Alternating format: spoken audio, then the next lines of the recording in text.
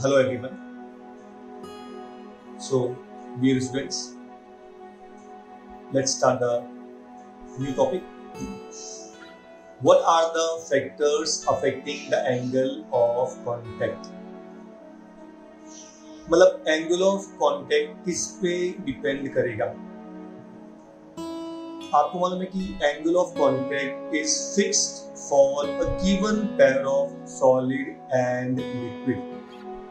जैसे हमने डिस्कस किया था कि अगर प्योर वाटर है और ग्लास है तो एंगल ऑफ कांटेक्ट कितना रहेगा? 0। अगर प्योर वाटर है और ग्लास है तो एंगल ऑफ कांटेक्ट इज 0। ये हमने ऑलरेडी स्टेटमेंट आपको दिया है। इसका मतलब क्या हुआ कि प्योर वाटर एंड ग्लास, मतलब ये दो आपके पास सब्सटेंस फिक्स है तो इनका एंगल ऑफ कांटेक्ट 0 होगा। सो क्या मतलब हुआ कि ग्लास का वाटर के साथ में, मर्क्यूरी का ग्लास के साथ में, for example mercury and glass it is 135 degree. तो कहने मतलब ये दो एग्जांपल से मालूम पड़ता है कि कोई भी दो सब्सटेंस का एंगल ऑफ कांटेक्ट हमेशा फिक्स रहता है। So first statement, the angle of contact depends upon nature of solid and liquid in contact. Number 2, it depends upon impurity. जैसे मैंने आपसे कहा था, अगर प्योर वाटर है और ग्लास है तो इट इज 0 डिग्री होता है, लेकिन अगर इम्प्योर वाटर है उसमें कुछ impurities है, so angle of contact will be 8 degree. That clearly means कि angle of contact also depends upon impurity. Number 3, angle of contact also depends upon temperature. For example, जैसे मैंने कहा था कि मर्क्यूरी और ग्लास का एंगल ऑफ कांटेक्ट 135 डिग्री है, लेकिन अगर आप मर्क्यूरी को हीट करेंगे तो क्या होगा? Angle of contact will decrease. तो कहने मतलब ये हुआ कि angle of contact also depends upon temperature, और जनरली अगर आप टेम्परेचर बढ़ाएंगे तो एंगल ऑफ कांटेक्ट कम होगा।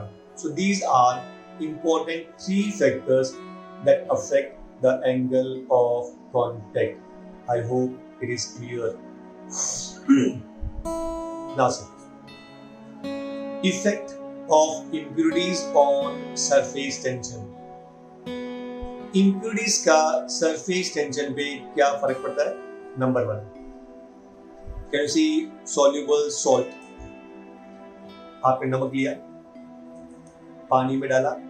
अगर आपने नमक को पानी में डाला तो कंप्लीटली सोल्यूबल होता है, और जैसे वो सोल्यूबल होगा तो हल्का सा उसका डेंसिटी बढ़ता है, मतलब वाटर का इटसेल्फ डेंसिटी बढ़ जाता है। और जब कोई भी चीज जब हल्का सा गाढ़ा हो जाता है तो उसका सरफेस टेंशन बढ़ता है। सेकंड एग्जांपल, आप शुगर ऐड करो पानी के अंदर तो पूरी तरह से सोल्यूबल है, एंड देयरफॉर जैसे आपने शुगर ऐड किया और पूरी तरह से उसमें अगर घुल गई तो उसका सरफेस टेंशन बढ़ेगा। सो पॉइंट नंबर 1, अगर आप कोई भी सोल्यूबल सॉल्ट को अगर आप पानी में ऐड करेंगे तो उनका सरफेस टेंशन बढ़ेगा। नंबर 2, स्पेरिंगली सोल्यूबल सब्सटेंस, जैसे आपने फिनोल ऐड किया, आपने अल्कोहल ऐड किया तो वो कंप्लीटली मिक्सेबल नहीं है, मतलब पूरी तरह से वो उसमें घुलता नहीं है, पूरी तरह से उसमें मिक्सअप नहीं होता है, वो पूरा एक में नहीं होता है। तब क्या होगा? सरफेस टेंशन विल डिक्रीज, क्योंकि क्या होता है जब वो पानी के अंदर उसके जो मॉलिक्यूल्स है उसको हल्का सा तोड़ने की कोशिश करेगा, and therefore surface tension will decrease. Number 3, insoluble substance, मतलब अगर आपने कोई भी ऐसा इम्प्योरिटी उसमें आप ऐड कर दिया जो बिल्कुल ही सोल्यूबल नहीं है, तो ऑब्वियसली जैसे मैंने कहा था कि surface tension is always nothing but like a stretched membrane. अगर आपने बीच में सब कुछ तो आपने इसमें डाल दिया तो क्या होगा कि उसके स्ट्रेंथ को कम कर देगा, and therefore surface tension will decrease.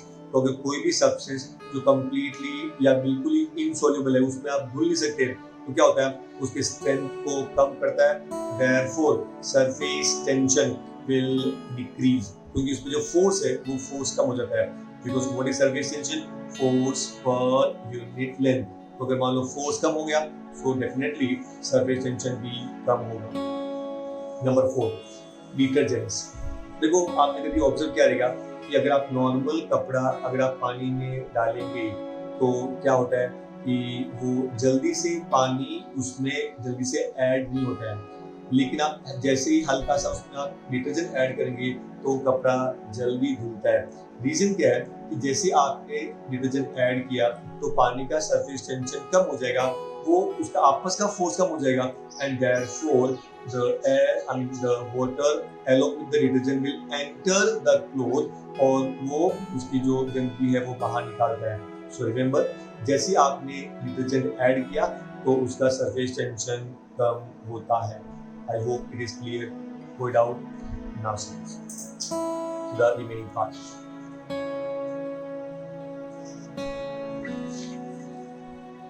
Effect of temperature on surface tension.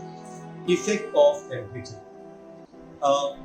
आपको मैं कोई एग्जांपल देता हूँ। आप क्या करो, कपड़ा लो और एक ठंडे पानी में डालो, एक दूसरा कपड़ा लो दूसरी बाल्टी के अंदर, उसमें गर्म पानी लो और आप उस कपड़े को उस गर्म पानी में डाल दो। आप और क्या ऑब्जर्व करेंगे कि जो ठंडा पानी है उसमें से जो डर्ट है, जो गंदगी है वो नहीं निकलेगा, और जबकि जिस बाल्टी में गर्म पानी है वहां पर आपने कपड़ा डाला है तो उसकी गंदगी जल्दी निकलती है। रीजन क्या है कि जैसे जैसे टेम्परेचर बढ़ता है उसका सरफेस टेंशन कम होता है, तो जैसे सरफेस टेंशन कम हुआ तो water will enter the cloth, और जो पानी है वो क्लोथ के अंदर एंटर होगा और उसका डर्ट बाहर निकालता है। तो कहने मतलब ये हुआ कि जैसे आपने डिटर्जेंट ऐड किया तो उसका स्ट्रेंथ कम होता है, जैसे आपने टेम्परेचर बढ़ाया उसका स्ट्रेंथ कम होता है, और जब पानी का आपस के मॉलिक्यूल का स्ट्रेंथ कम हो जाएगा तो क्या होगा, that will enter the cloth and dirt can be removed, उसकी गंदगी निकल जाती है। एंड देयरफॉर हमेशा हम लोग, अगर आप ऐसा चाहें कि भाई अगर आपको जल्दी से उसकी डर्ट निकालनी है तो डेफिनेटली आपको गर्म पानी करना चाहिए। लेकिन एट द सेम टाइम अगर आपने गर्म पानी किया, जैसे फॉर एग्जांपल अगर आपने कोई कलर्ड शर्ट पहना है या कोई ऐसा चीज जिसके अंदर जिसमें कलरफुल है, लेकिन अगर आपने उसमें गर्म पानी में अगर वो आपने फैब्रिक डाला है तो क्या होगा कि इवन वो गर्म पानी उस फैब्रिक को भी इफेक्ट करेगा, एंड देयरफॉर हल्का सा वो लाइट होता है, मतलब वो कलर छोड़ देता है। तो इसलिए दिस इज आल्सो एडवाइजेबल, अगर कोई कलरफुल अगर मान लो कोई ड्रेस है या कोई कपड़ा है तो उसको गर्म पानी में नहीं धोना चाहिए, हमेशा ठंडे पानी में ही धोना चाहिए, सो दैट वो कलर जल्दी नहीं छोड़ेगा और वो नया का नया दिखता है। I hope you got it. So ये था आपका effect of temperature. So once again in short, जैसे ही आप टेम्परेचर बढ़ाएंगे सरफेस टेंशन कम होता है। Excess pressure across the free surface of liquid. अगर कोई आपने फ्री सरफेस लिया, we will give you 3 examples. आप 3 एग्जाम्पल्स आपको मालूम पड़ेगा कि एक्सेस प्रेशर कहाँ पे होता है, कहाँ पे नहीं होता है, कहाँ पे ज्यादा होता है, कहाँ पे कम होता है। अगर आपने एक लाइन लिया, मतलब कहना मतलब ये, अगर आपका एकदम हॉरिजॉन्टल प्लेन है, आप उस पे 2 पॉइंट फ्लोट करो, A and B। Point A ऊपर है हवा में और पॉइंट बी जस्ट उस सरफेस के नीचे है, वो पानी के अंदर है। यहाँ पे कोई पॉइंट है और सरफेस का ही, तो surface tension on that point will be one from other side and one from this side, दोनों साइड से उसके ऊपर फोर्स एक्सर्ट होगा। तो जब ये फोर्स एक्सर्ट होगा, सरफेस टेंशन का फोर्स एक्सर्ट होगा, तो क्या होगा कि that particular point will be stressed from right side and that point will be stressed from left side. उसके ऊपर जो पॉइंट है उस पे किसी प्रकार का कोई प्रेशर नहीं आएगा, नीचे वाला पॉइंट है उस पे भी किसी प्रकार का कोई प्रेशर नहीं आएगा। Therefore, the pressure at point A is equal to pressure at point B. I hope it's clear. Simply we can write here the pressure at point A is equal to pressure at point B. इस पहले case के अंदर। अभी second, concave liquid है, suppose ऐसा concave surface है, ऊपर हवा है, जो पॉइंट ए है वो हवा के अंदर है और पॉइंट जो बी है वो पानी के अंदर है। अब actually I give an example, उससे आपको बहुत जल्दी समझेगा। आप एक बलून लो और बलून में आप हवा भरो, हवा भर के बाद में उसका मुंह बंद कर दो। अभी क्वेश्चन ये है कि प्रेशर कहाँ पे ज्यादा है, बलून के अंदर या बलून के बाहर, या कैसे डिसाइड करेंगे? अगर आप बलून का मुंह अगर हल्का सा खुला छोड़ देंगे तो you know that air always move from high pressure to low pressure, always. तो जैसे आप बलून का मुंह खोलेंगे तो हवा कहाँ से जाएगा, बलून के अंदर से बाहर की तरफ जाएगा। इससे ये क्लियर होता है कि बलून के अंदर प्रेशर ज्यादा है और बलून के बाहर का प्रेशर कम है। I hope it's clear. एक चीज आपको पूरी क्लियर होगी, वो ये कि हमेशा हवा जो है वो हाई प्रेशर से कम प्रेशर में फ्लो होती है। जब आपने बलून में हवा भरी तो आपने प्रेशर ज्यादा अप्लाई किया as compare to balloon, and therefore you could fill the balloon with air. अब आपने उसका मुंह बंद कर दिया और balloon take the shape of a sphere, मान लो अज्यूम करो कि एकदम परफेक्ट स्फेरिकल उसका शेप। अब जैसे आपने बलून का मुंह खुला छोड़ा तो क्या होगा, air will move outside, air will move outside, air हमेशा बाहर तरफ जाएगा। इससे ये क्लियर होता है कि बलून के अंदर प्रेशर ज्यादा है और बाहर प्रेशर कम है। तो एक चीज आप ये मान के चलो कि अगर कोई भी स्फेरिकल शेप है, कोई भी स्फेरिकल शेप है, तो ये याद रखना कि pressure inside the spherical sphere will be more as compare to outside. ये बात आपको याद रखना है। कोई भी आप क्या करो, जैसे फॉर एग्जांपल मैंने यहाँ पे ये हल्का सा ये पॉइंट आपने ड्रॉ किया, ऐसा कर्व, ये कॉनकेव सरफेस है, उसका पूरा स्फीयर बना लो। जब आपने स्फीयर बना लिया तो हमने क्या ऑब्जर्व किया कि पॉइंट ए अंदर है और पॉइंट बी बाहर है। इसका मतलब क्या हुआ कि पॉइंट ए पे प्रेशर ज्यादा और पॉइंट बी पे प्रेशर कम, and therefore we observe that the pressure along this concave side will be greater as compared to point B. तो यहाँ पे हम क्या बोलेंगे, pressure at point A is greater as compared to pressure at point B. I hope you got it. कोई doubt है? केवल एक चीज का आप याद रखना, अगर प्लेन है तो प्रेशर दोनों तरफ बराबर रहेगा, आपको याद रखना चाहिए। अगर प्लेन सरफेस है तो ठीक होना चाहिए, क्योंकि अगले पार्ट के अंदर हम लोग यही देखेंगे कि अगर प्लेन सरफेस है तो ऊपर और नीचे प्रेशर सेम रहेगा। अगर कॉनकेव पार्ट है तो याद रखना कि जो अंदर की तरफ कोई पॉइंट रहेगा, आप उसका पूरा स्फीयर बना लो, सिंपल। और स्फीयर बनाने के बाद में देखो कि जो पॉइंट स्फीयर के अंदर है वहां का प्रेशर ज्यादा और जो पॉइंट स्फीयर के बाहर है वहां का पॉइंट कम। अब दूसरा मतलब देखो, ये पॉइंट बी था, हमने यहाँ पे सरफेस टेंशन ड्रॉ किया, हमने यहाँ पे सरफेस टेंशन ड्रॉ किया, ये दो फोर्स है। अगर ये दो फोर्सेस है तो इनका resultant will be in upward direction by law of parallelogram. By law of parallelogram, we observe that these two forces, इन दोनों का रिजल्टेंट ऊपर की तरफ होगा, इसका मतलब force will be towards this side. अच्छा, बाहर का भी एक फोर्स है जिसका नाम है एटमॉस्फेरिक फोर्स, लेकिन वो फोर्स इससे काफी कम है, and hence we observe that the maximum force will be on A. Therefore, pressure at point A is greater as compared to pressure at point B. I hope it is clear. Very good. See the next part. अभी दूसरा, तीसरा convex liquid surface रहेगा तो कैसे करेंगे? अगर convex liquid surface है तो what do you observe that? यहाँ पे दो फोर्सेस है, इस तरफ और इस तरफ, और इसका फोर्स नीचे की तरफ है, और एटमॉस्फेरिक प्रेशर का जो फोर्स है वो भी नीचे की तरफ है। इसका मतलब more and more pressure will be at this point, मतलब at point B. I hope it's clear.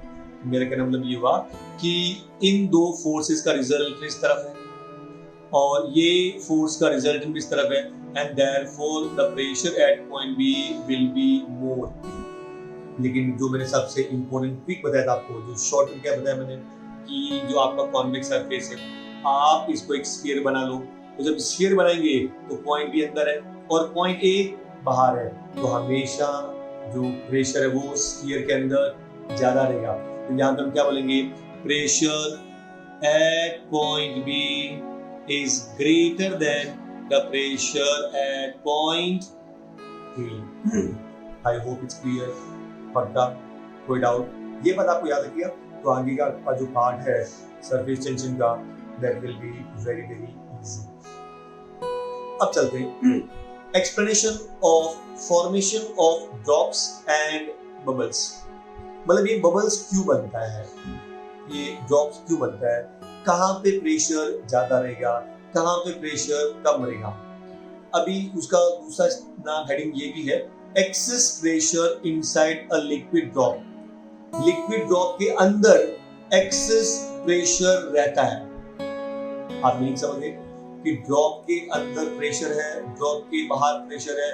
ये स्टेटमेंट क्या बोलता है कि excess pressure inside the liquid drop. इसका मतलब ये हुआ कि लिक्विड ड्रॉप के अंदर प्रेशर ज्यादा रहेगा. एक चीज क्लियर है और हमने पहले भी डिस्कस किया था, अगर आपने एक लिक्विड ड्रॉप लिया और आपके पास दो पॉइंट, एक अंदर और एक बाहर, तो डेफिनेटली स्फेरिकल जो पॉइंट है, जो स्फेरिकल पार्ट है, उसके अंदर प्रेशर हमेशा ज्यादा रहेगा. I hope it's clear. So pressure inside the liquid drop is more as compared to pressure outside the liquid drop. लेकिन क्वेश्चन ये है कि इसके अंदर का प्रेशर कितना ज्यादा, ये हम लोग डिस्कस करेंगे. I hope it's clear. कोई डाउट? तब क्या डिस्कस करेंगे कि लिक्विड ड्रॉप के अंदर जो प्रेशर है उसको हम नाम देंगे PI. PI stands for pressure inside the liquid. बाहर वाले प्रेशर को आप नाम देंगे PO, pressure outside the liquid. और ये दोनों जो डिफरेंस है उसको बोलेंगे excess pressure over the surrounding. मतलब वो सराउंडिंग से कितना प्रेशर अंदर ज्यादा है. I repeat, pressure inside the liquid drop is PI, pressure outside the liquid drop is PO. तो अंदर वाला बाहर से ज्यादा कितना है, PI माइनस PO. तो हम लोग ये डेरिवेशन आज डिराइव करेंगे कि what is PI minus PO. Clear है? सबसे पहले let's consider a liquid drop having radius R. Pressure inside is PI, pressure outside is PO.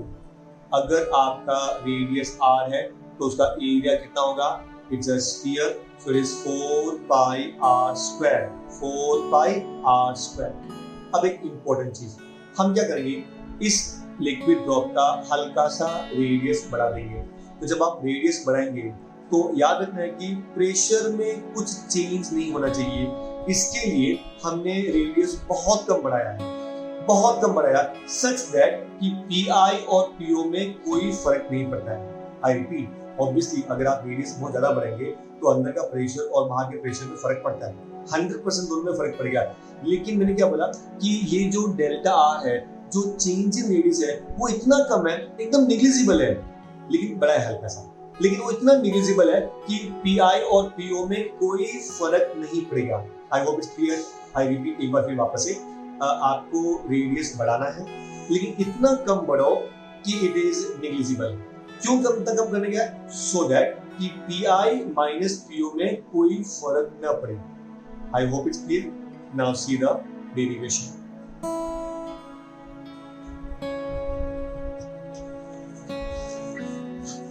जैसे मैंने कहा था कि सबसे पहले जो पहला रेडियस था R1, तो उसका एरिया क्या हो गया आपका 4 pi r square.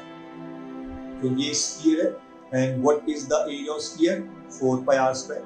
So it is 4 pi r square where r is the radius of liquid drop. अब आपने क्या किया, उसके बाद में आपने हल्का सा रेडियस बढ़ाया. तो पहला रेडियस था r, आपने कितना बढ़ा दिया, डेल्टा r. तो टोटल रेडियस कितना हो गया, r प्लस डेल्टा r.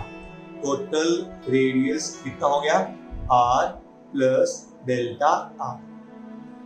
तो अब उसका एरिया क्या होगा, so new area will be 4 pi r plus delta r the whole square. I hope you got it. पहले रेडियस r था, अभी r plus delta r हो गया है. So 4 pi r plus delta r the whole square. अब आप ये जो ब्रैकेट है इसको आप एक्सपांड करो, You know the formula a plus b the whole square will be a square plus 2ab plus b का square. So delta r square. Hence r plus delta r the whole square will be expressed as r square plus 2r delta r plus delta r the whole square. I hope you got it. अब हम क्या करेंगे, इस पूरी को 4 पाई से multiply करेंगे. लेकिन एक इम्पोर्टेंट थिंग जो शायद हम लोग ने 11th में भी पहले डिस्कस किया रहेगा, वो ये कि अगर कोई क्वांटिटी बहुत स्मॉल है, जैसे मैंने यहाँ पे कहा था जो चेंज इन रेडियस है, मतलब कौन सा डेल्टा आर, वो डेल्टा आर बहुत कम है. For example delta R 0.1 mm है, 0.1 mm है. और जब आप उसका स्क्वायर करेंगे, जब आप उसका स्क्वायर करेंगे, जब आप उसका स्क्वायर करेंगे तो देखो 0.1 का स्क्वायर 0.01, और कम हो गया ना. मतलब याद रखिए, एक तो डेल्टा आर पहले से बहुत कम था, और अगर आप उसको स्क्वायर करेंगे तो उसका वैल्यू और भी कम हो जाएगा. So with respect to r, delta r square can be neglected, क्योंकि उसका वैल्यू बहुत कम है. फॉर एग्जाम्पल मेरे पास एक चीज है, एक नंबर 1 है, और दूसरा मेरे पास में 0.01 है, 0.01 है. अगर मैं दोनों को स्क्वायर करता हूँ देखो, तो 1 का स्क्वायर 1 रहेगा, जबकि 0.01 का स्क्वायर क्या होगा, 0.0001. मतलब एकदम कम हो गया, इतना कम कि एक के सामने उसका कुछ वैल्यू ही नहीं है. And hence we neglect. अगर कोई भी दो चीज के अंदर डिफरेंस बहुत ज्यादा है तो हम लोग नेग्लेक्ट करते हैं. मान लो आपका बर्थडे था और उस बर्थडे पे आपने सबको पार्टी दी. मान लो पार्टी का बिल आया 20,000 रुपए. जैसे आप वहां निकले शाम से, टाई को एकदम कॉलर को टाइट करते हुए, सामने आपको जो वॉच मिलेगा तो ऑब्वियसली आपको सलाम ठोकेगा, और बड़े प्यार से उसको ये 100 रुपये, ये ले भाई 100 रुपये लो. घर पे मम्मी ने पूछा बेटा पार्टी का बिल कितना आया, तो आप क्या बोलते हैं? आप ये बोलते हैं कि मम्मी पार्टी का बिल 20,100 रुपये आया? नहीं, आप क्या बोलते हैं? पार्टी का बिल 20,000 था. ऐसा क्यों? क्योंकि 20,000 के सामने उस 100 रुपये का कोई वैल्यू नहीं है, and therefore can be neglected. I hope it's clear. Therefore I can say कि R के सामने डेल्टा R बहुत कम था, लेकिन डेल्टा R स्क्वायर का वैल्यू और भी कम था, and hence it can be neglected. तो हमने ये थर्ड पार्ट को हमने नेग्लेक्ट कर दिया. तो जब इसको आप नेग्लेक्ट करेंगे तो अब you open the bracket, तो क्या मिलेगा? 4 pi R square plus 4 pi into 2, 8 pi R into delta R. I hope it's clear. क्योंकि हमने इसको नेग्लेक्ट कर दिया. यहाँ तो कोई डाउट है? पक्का? Very good. अब क्वेश्चन ये है कि what is the change in area. पहले एरिया A1 था, फिर बाद में हल्का सा A2 हो गया, तो चेंज कितना हुआ? Final area minus initial area. So A2 minus A1 that is called as change in area. तो आप इसमें से इसको माइनस कर दो, तो इसमें से ये 4 pi r square will get cancel, तो पीछे क्या बचेगा? 8 pi r डेल्टा r. तो ये क्या हो गया? Change in area. Is that clear? आपने रेडियस बढ़ाया, उस रेडियस के बढ़ने के बाद में हमने क्या किया, जो चेंज इन एरिया मिला वो इतना मिला. तो पहले एरिया जो भी था, बाद में नया एरिया हुआ, और हमने दोनों को डिफरेंस लिया दोनों का, तो आपको 8 pi r डेल्टा r मिला. Is that clear? Now simple. अब देखो व्हाट इज वर्क डन. देखो we know the relation between surface tension and surface energy. क्या है work done? So what is the definition? Surface tension is equivalent to surface energy per unit area. याद करो, work done per unit area. Relation between surface tension and surface energy. Formula क्या था? Surface tension is work done per unit area. I hope it is clear. So cross multiply करो, so work done dW will be equal to T into change in area, T into change in area. Is that clear? अभी change in area का formula ये था, तो हम लिखेंगे T into 8 pi r delta r. ये हो गया आपका वर्क डन. कहने का मतलब ये हुआ कि आपने जब वो रेडियस r से डेल्टा r कर दिया तो आपको कितना वर्क डन करना पड़ा।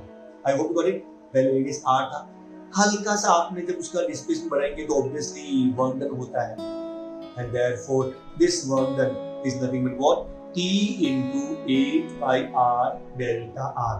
मतलब वो रेडियस बढ़ाने में without changing the pressure, pi minus po को बिना कोई चेंज करते हुए आपने जो वर्क डन किया, किसमें किया, उस रेडियस r से डेल्टा r रेडियस बढ़ाने में, तो वो आपको जो वर्क डन करना पड़ा वो कितना मिला, 8 into t into 8 pi r delta r। ये चीज क्लियर हो आपको?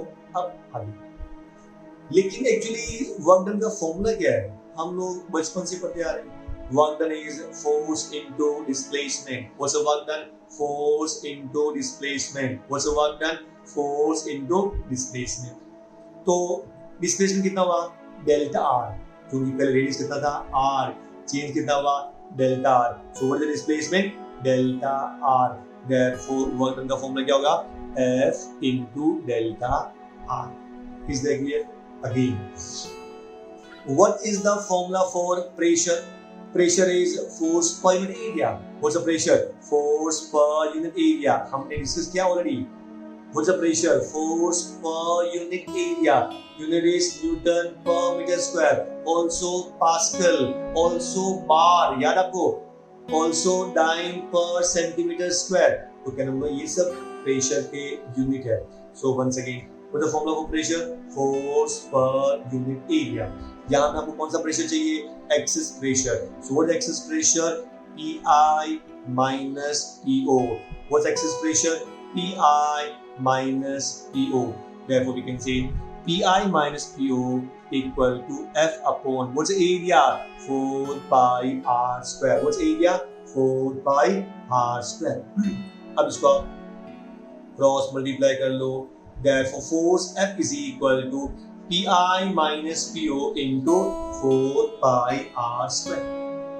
I hope it's clear now. ये आपको फोर्स मिल गया, लेकिन हमको तो वर्क डन चाहिए। So what the formula for work done? It's a force into displacement.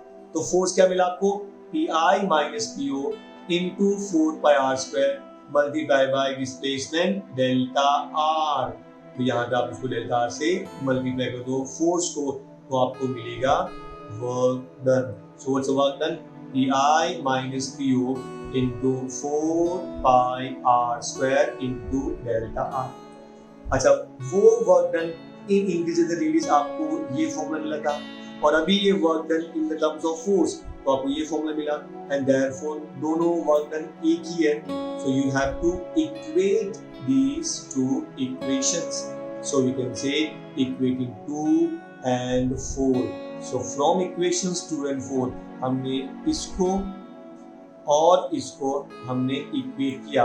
अब देखो, 1 पाई कैंसल, 4 1 4, 4 2 टाइम्स हो गया।